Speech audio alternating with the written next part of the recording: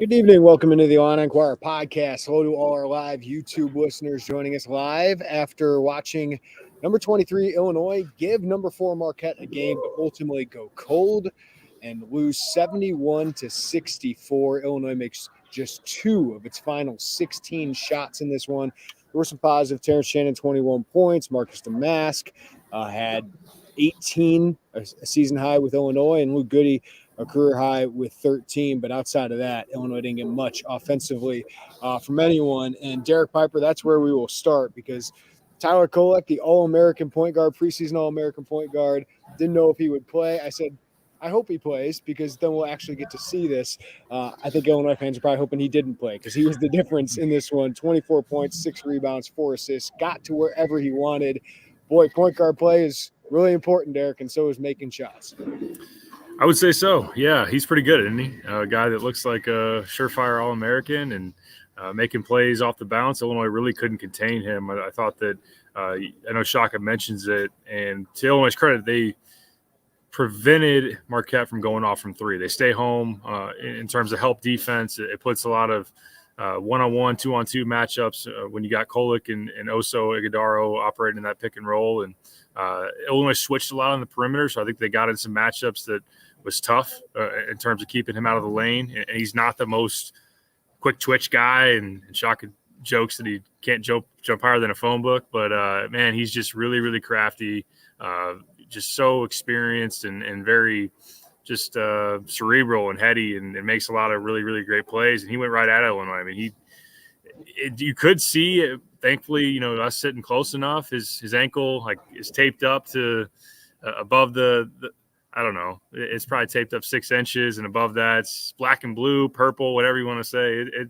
doesn't look great. So he gritted that out, man. Tough ass kid, Tyler Kolek, and to grind through that, it was a question whether he was going to play today. Even earlier today, Shaka Smart said, but he kept going in the starting rotation during shoot around. So kudos to him, man. He's a big time player, no doubt. And for him to be hobbled a little by that, and 4 points off a career high, which I was afraid we were going to have another stat of Illinois giving up a career high to somebody, as there were too many of those last year.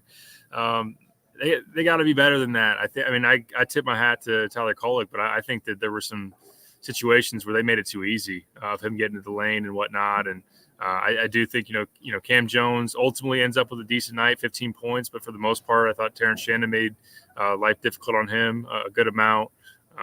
But really, it wasn't maybe the defense that hurt you a whole lot. It was Illinois' offense. And you mentioned it there, 2 for 16 the last 11-plus minutes. They had 5 turnovers mixed in with that.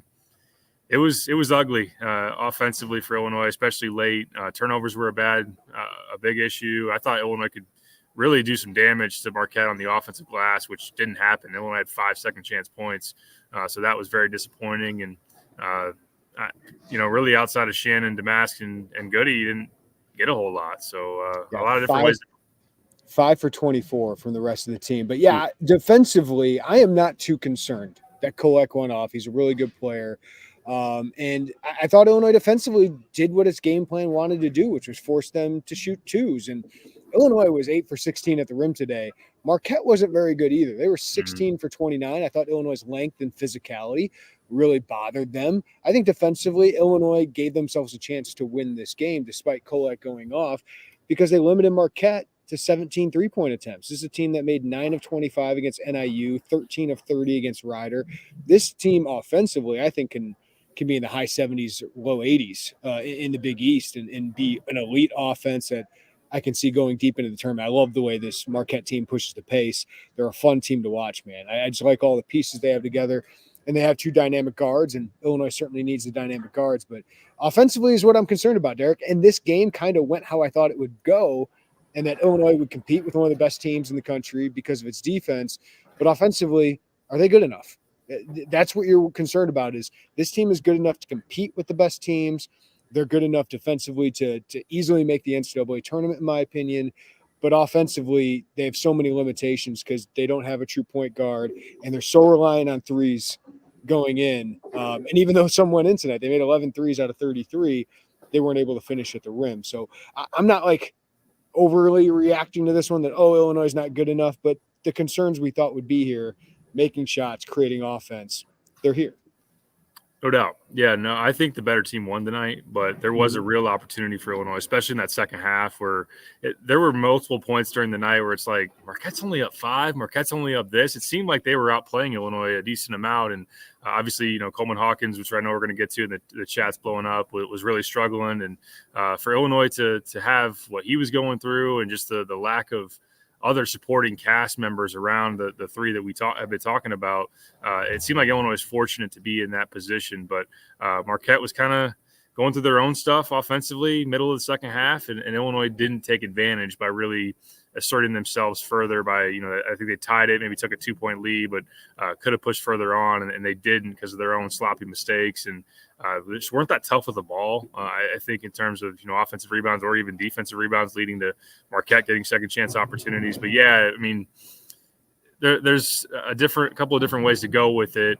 Point guard is certainly something of not having that guy.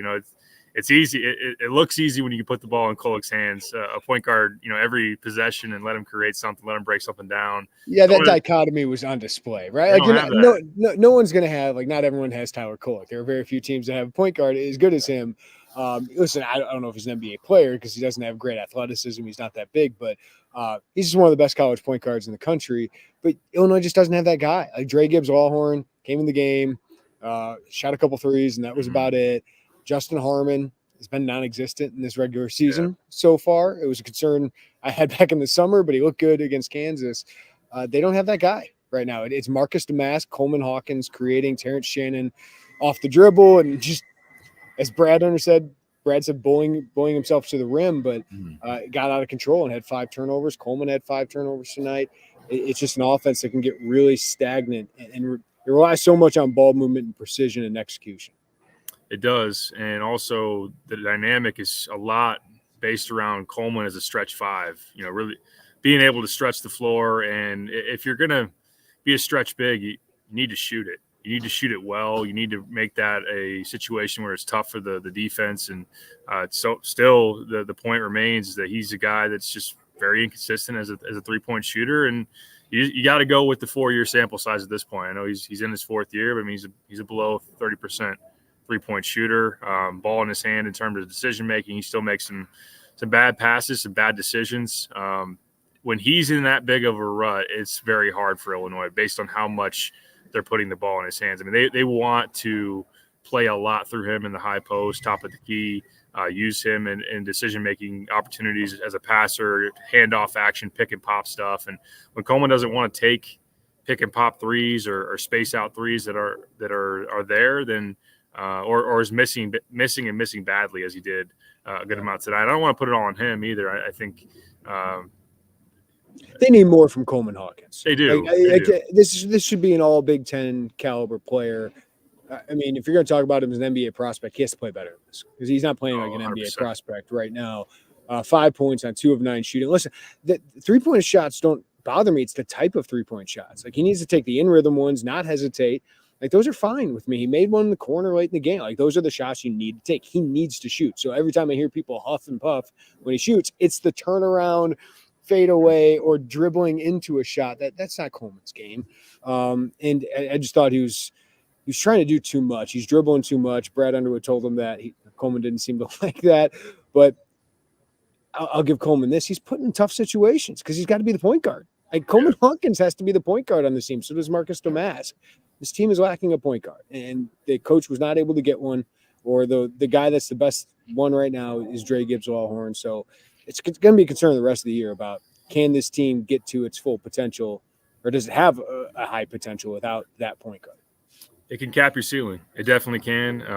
And then the shooting inconsistencies can definitely do that as well, which, like you mentioned, they make 11 threes tonight. They got going there a little bit in the second half to make that stat look a little bit better than it was earlier in the game. I thought they took way too many threes in the first half. I mean, not being able to attack what was the worst 2-point field goal defense in the Big East last year. Like they have profiled as a team that can really disrupt you, outside of the 3-point arc, and they'll trap you at times and do some things to create some turnovers. But if you can break them down and get inside, yes, Oso Ighodaro is a mobile 5-man that can block some shots, but there was opportunities to hurt them in the lane, and then also on the offensive glass as well. So Illinois not being able to do that, they settled for threes way too much. And I think also Coleman's just kind of being in that situation where, I mean, late in the first half where I think he pumps fakes a three, decides to dribble into the mid post where they've been trapping everything, and they'll do it for the rest of the season. They trap whenever it goes inside. They come with the trap, and he throws it out of bounds across the half court line and goes out of bounds, and he's frustrated, and he has not been good to start this season. Not to rag on him too much. He does need to be better. But Oso Aguilar right now, Sam Veciti, the Athletic, has him as a early second-round pick. He took Coleman off of his mock draft, and right now I don't think that looks wrong. Yeah, Osei looked like the NBA big man tonight. That is for sure. I want to get to some of the super chats that we have. You can send those in. We'll get to all you guys' questions. We got Brad Underwood, a little clip of him coming up. We'll hit on Fedigators here. $4.99 super chat. Where is the off-ball movement in this offense? I felt like Bruce Weber yelling, "Move!" But it'd be more like, "Move!" from the stands the entire second half. What do you think of that, Derek?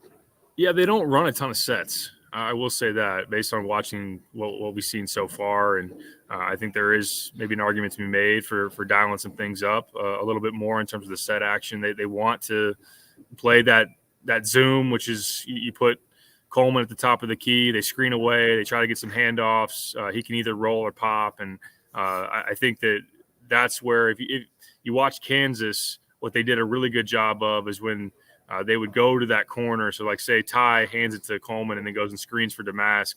Damask can make that decision. Do I come up to Coleman, or if my guy's hugging me, I back cut the baseline? And that provides that opportunity for a decision for Coleman to make, and a decision for Damask to kind of read and react on that. So that's where they want the cutting and the movement to be. It's been a lot more clunky and stagnant since getting the regular season, and it hasn't been something they can establish consistently. So I think Marquette's backcourt pressure did kind of throw them off a little bit.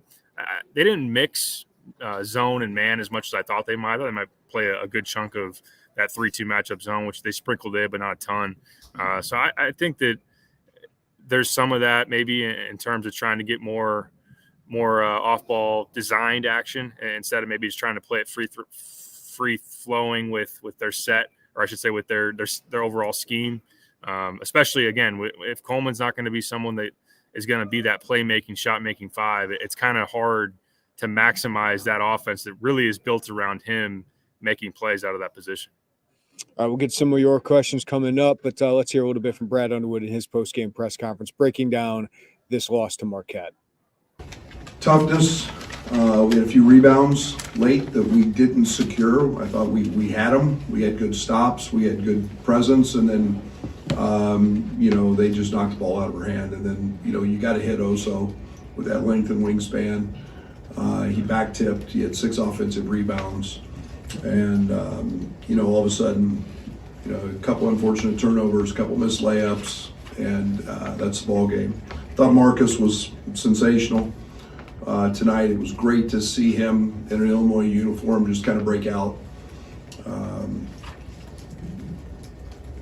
He was fantastic. I thought Luke came in and we saw what Luke is capable of. Quincy with 10 rebounds. I thought Justin gave us a great spark as well. But again, give them credit. We're a really good basketball team.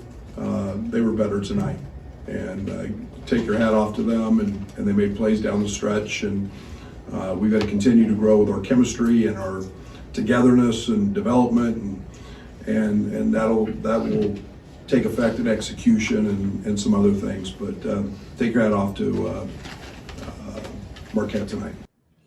I will agree with Brad Underwood. I think Illinois is a good basketball team. I do. I think defensively they're really good. But I just don't know if they'll be great. And that's what we got to find out. I do think Marquette can be great, Derek. So I think it's great, these early tests, man. Like this is great to find out who you are, and you got plenty more coming up with FAU here on the schedule. You got Tennessee in a couple of weeks, one of the best teams in the country. You talk about a tough team with a really good player, Dalton Connect.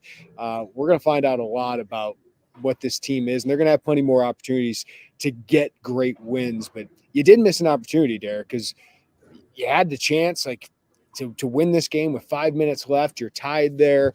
You had a 3-point lead midway through the second half and unable to get it. So that stings. Yeah, I think Marquette's got Final Four potential. They didn't play their best game tonight in terms of their three-point shooting, and free throw shooting was poor for them as well. So there was areas where I think they were gettable tonight, especially with Kolek hobbled. But yeah, as far as Illinois goes, yeah, I mean, this was a tough game. But at the same time, you're playing on your home floor. To have a marquee win this non-conference slate, you're putting yourself in a position now. You need to go away from home and get one, whether it be in the Jimmy V against FAU. I think is probably going to be, now they were in the Final Four for a reason last year, but probably an easier, or just I don't know if they're as good as Marquette. I don't probably think they're as good as Tennessee, but you have to go into Tennessee to try to get one of those. Essentially, what I'm getting to is, like, those are your real three opportunities for a hang your hat on win in the non-conference. So losing one at home stings. I'm not saying, the Big Ten will provide plenty of opportunities with the schedule Illinois currently has to get there, but they do need to figure some things out offensively. And I thought there were a little bit of, we talked about it after Kansas, Illinois' closing time efforts. Some of the offense was not particularly pretty. Now, Illinois was able to get away with it and be able to close out that game, but the fact that Marquette, who has been together a lot, like, they returned 8 of their top 9 scorers from last year, and then they have that point guard in Kolek, like, they're built to succeed in those late game moments. Illinois right now, without a point guard, still figuring some things out, is more of a challenge. So, and that was the issue last year, right? Of course. Like, didn't you break that down? You had some great stats about clutch moments or close games. Like, Illinois was not able to pull it out. And Brad said one of his best answers in the post-game press conference was, I asked him, besides toughness and the things he talked about, what was the issue offensively? And he said, well, it was just Terrence going downhill and Marcus Damash trying to create his own shot, and everybody standing around. Reminded me of last year, and it did. Yeah, and of course, I think some people are gonna fairly say, well, if you want more movement, you got to kind of scheme that up at times. I think at times that's completely fair. I think there's going to be some situations where, guys are going to get more comfortable with each other. They're going to understand if Marcus Damask is on a smaller guy, maybe you get that mid post and you throw it into him. I just like his poise and his ability to kind of hit that turnaround jump shot in the lane. I like that out of him, and I think that's something you might want to go to down the stretch of games. And obviously, Terrence, anytime you get the ball in his hands to go downhill, you want to be able to do that. He hit some pull-up threes today, which there have been games where that's not maybe a shot that you want him taking too many of. But and then you need more out of, Justin Harmon's supposed to be someone that you can get a little punch from. And Dre Gibbs-Allhorn, I think he's going to learn more. And I wouldn't have expected him in a game like this to give you a ton. It's not really an ideal matchup or just early challenge for a freshman to give you a lot. I think he fell in love with the outside shot a little bit too much. But just getting little contributions from some other guys can make up for some things. But, they do need – Justin Harmon, by the way, 4 points in 3 games. It's not great. I will say, I mentioned this to Joey. If you think back, you only get him for 1 year, so it's a little different. Andres Feliz, and I know you hate this comp. Andres Feliz, Jacob Grandison, those guys transferring in, they had slow starts. They really did. And I'm not trying to make too many excuses for a guy that's played a lot of college basketball, but I do think that is something that does come to mind. But they need more from him. And I thought he played pretty well against Kansas in that exhibition game. And so far this regular season, he's been fairly non-existent. So Quincy Guerrier, by the way. Yeah, Quincy Guerrier, by the way, 0 points. I thought he got good shots, 0 for 2 from 3. Both of them were open in the corner, but 10 rebounds. He's getting after the glass. I do appreciate that he's doing that. But Marcus Damask was fantastic today. Just his ability to kind of create his own shot at times, Derek. I love the fadeaway that he can do, the post-ups he can do. He moves the ball really well. He makes his free throws. He was 3 of 7 from 3 today. I didn't have any concerns through a slow start through 2 games, but he was a huge bright spot tonight. Oh, absolutely. Yeah, and that's something he's done a lot of, obviously, in his career, to score as many points as he has at Southern. And I just thought he was pretty comfortable and more aggressive and trying to find those opportunities for him to look for his shot and getting him those kickouts. I mean, him and Goody both in the corner, those were really quality looks. And Illinois needed that. I mean, without them going, I think they were 7 for 14 combined from three. I mean, that was a huge shot in the arm. So Marcus Domask is a really skilled offensive player, and he's got some size to him as well. Not the most athletic, and I do think that defensively he's got some weakness there. I mean, he can't. Efficiencies there. Yeah, that's the best way to say it. But offensively, he can more than make up for it. So I would look to just continue to see him blossom and play through him more, I think, especially if Coleman's not going to be that, the 1-2 punch. If it's not Terrence and Coleman, maybe you got to lean even more into it being Terrence and Marcus. Obviously, you want to get Coleman right. This team just needs to be more steady, and maybe that'll come. But for an old team, this is a really old team on the whole. To have the turnovers that you did, just kind of the sped up nature of what they were down the stretch, maybe that's not going to happen. Maybe it's just kind of who they are without a point guard, and you're trying to play through Terrence and Coleman, who had a lot of turnovers and had turnover issues last year too. So can you get that out of this team? Because, by their age, they should be pretty steady. Yeah, and the guy, Coleman needs to be way steadier. Terrence, I'd like to see that mid-range game still. I'm still looking for that. He had one that rimmed out, but yeah, that was the first one I've seen him pull in pretty much the first 3 games. Because listen, if I'm Terrence Shannon, I feel like I can bully myself to the rim all the time too, but it's leading to turnovers. They're difficult finishes. We saw it last year. That's difficult. Guy had 21 points. He was really good at moments tonight, but those are the little things I think can make him just a little bit more efficient, but I'm not concerned too much about him. DC with a 199 super chat. How much did we miss Sincere? Needed him on number 1. Thought about that during the game and put that in my don't overlook, Derek.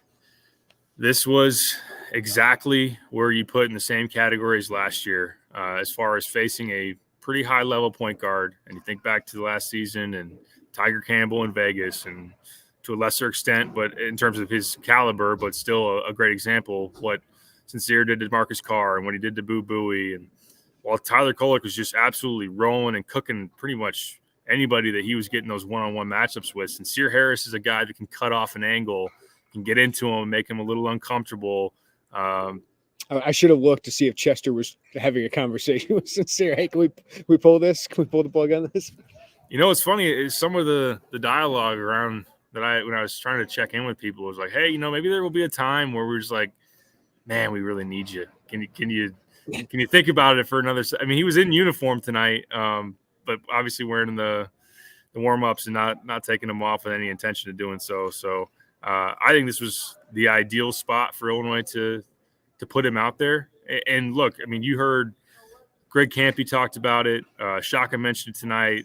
Shannon and Rogers have been getting a lot of talk for what they're doing as physical, athletic guards on the perimeter. If you can throw Sincere out there too, I know he's not going to help what happened offensively for you tonight.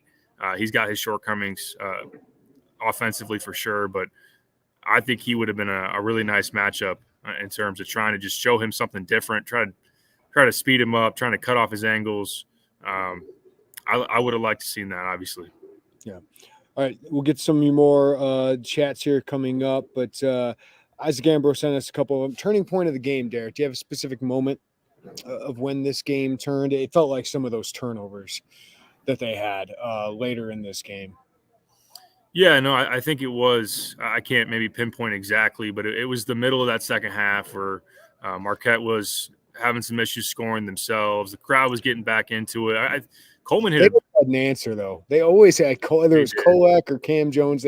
Every time Illinois, this building was phenomenal tonight. Every time Illinois had that, Cam Jones makes a 3 or Tyler Kolek makes a 3 off an offensive rebound, right? And he was talking some smack to Terrence Shannon, as he should. But yeah, every time Marquette had an answer, so kudos to them. They did. Yeah, I remember Coleman hitting a big 3 from the corner. Illinois had some big shots where they obviously climbed back to the point of tying it or a slight lead, and it just seemed like a chance to maybe take it a little step further or kind of trade punches for a little bit longer. And then once it goes from like a slight Illinois lead to all of a sudden they're down 6, it just felt like Marquette was back in control. And knowing who their point guard was and knowing that this team has been together a lot, it seemed unlikely, and it was, that Illinois was going to be able to overthrow that momentum again. It felt like it was for as rough as some of the patches were through the game to get to a point where Illinois is actually leading, it seemed like that was their chance to kind of stay in it or stay head above water, and they couldn't remain there. Illinois needed some more offense tonight, but Dane Danger just 4 minutes. Derek, did that surprise you at all? I mean, if you would have told me 4 minutes going into the game, I would have been a little bit surprised, I guess. But as I studied Marquette and saw the fact that I already mentioned, they trap the post every time. They do. Every time you enter it into a post up, they're coming over to trap you. So I think that obviously takes away from what Dane wants to do offensively. Could he have helped you a little bit more on the offensive glass? I think you could maybe wonder about that. And him against Oso, maybe when Oso at times was trying to assert his strength in those one-on-one matchups against Coleman, Dane obviously has more physicality to him. But in general, I think it does provide some limitation in terms of what Illinois is going to do. So offensively, they're going to trap the post, takes away what Dane can do personally. If you're not going to feed him in the post, you're going to try to run pick and roll or whatever. And him and Ty together, that clogs the lane. I think that's something that you look at. And then maybe defensively is kind of against a mobile big man like Oso. I think they wanted Coleman out there as much as possible. But, 4 minutes for a guy that can help you and on a night when you didn't rebound very well, it's a little bit surprising. Yeah.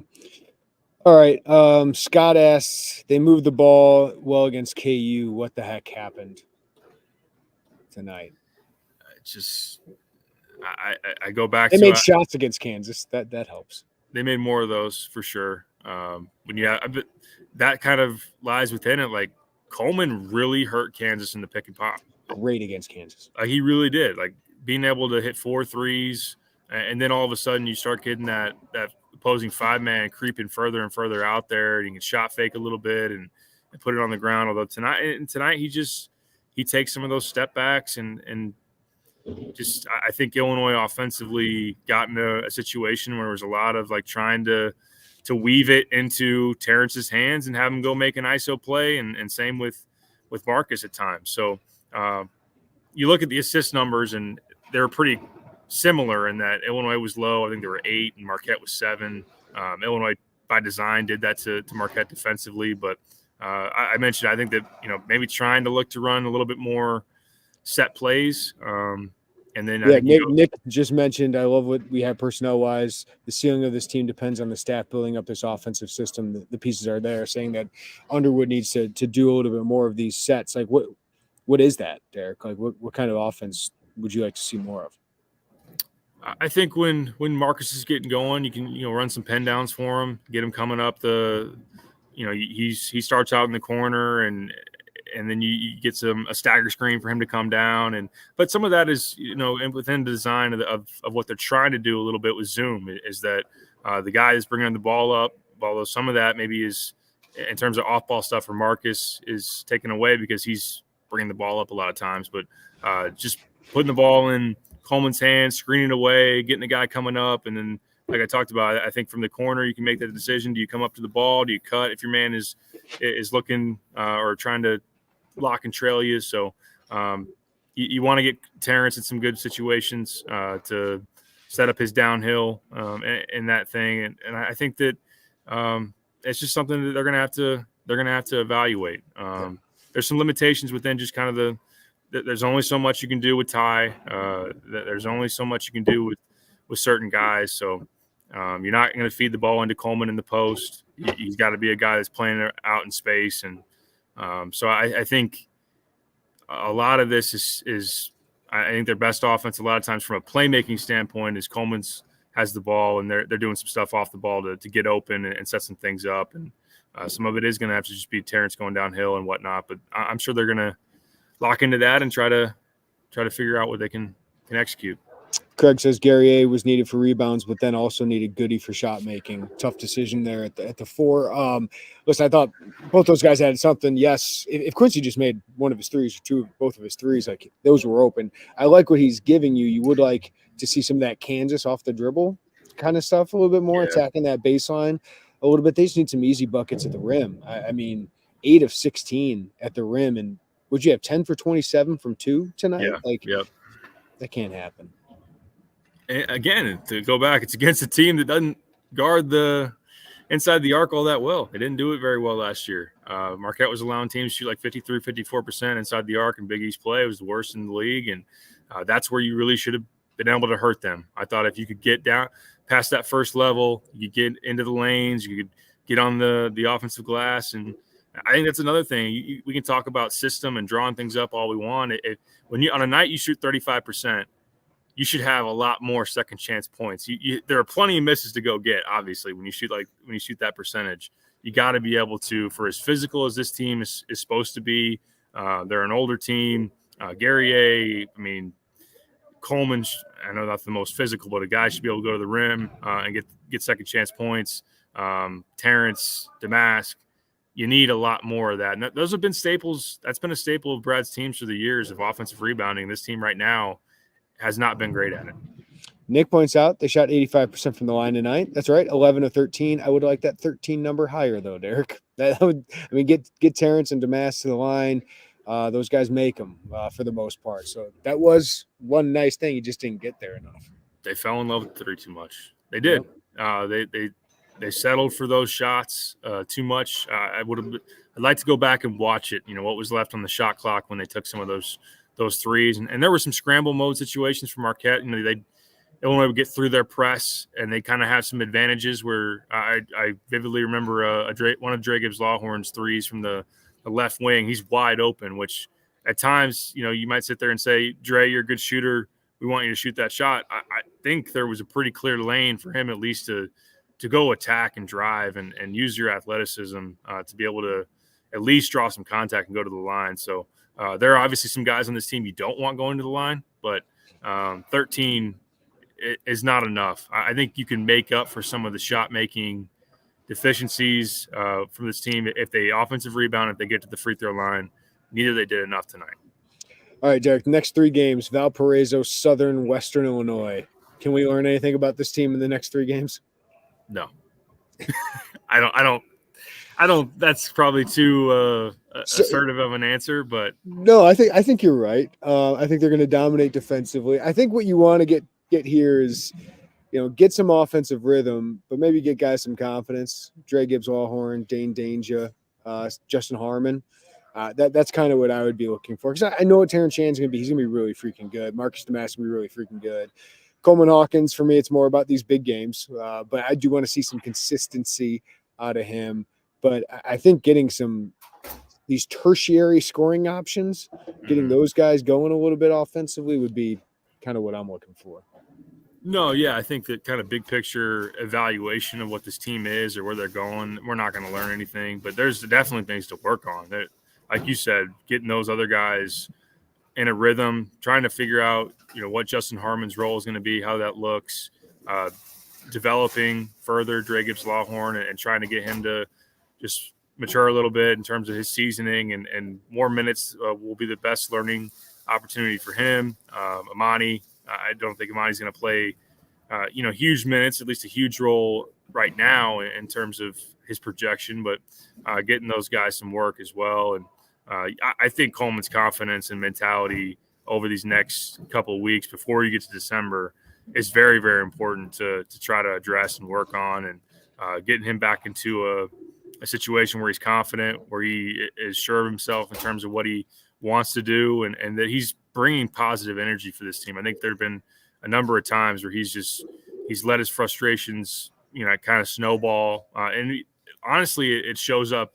It's been showing up, and I don't know if I remember it as vividly about this happening last year, but there are times defensively where he's making mistakes he doesn't normally make, I think because he's frustrated and in his head a little bit. So trying to get him back right is very, very important. And if we want to talk about, Brad mentions trying to diversify and dig deeper on what this offense should be, it's a great opportunity to work on that against some bye game teams that you could experiment a little bit with and focus a lot on yourself more so than what the scouting reports are going to say.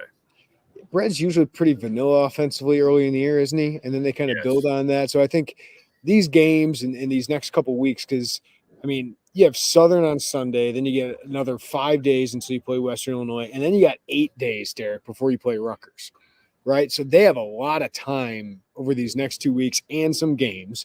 to really work on that kind of stuff. And I would think you've seen enough defensively where you feel pretty good about what you're going to be.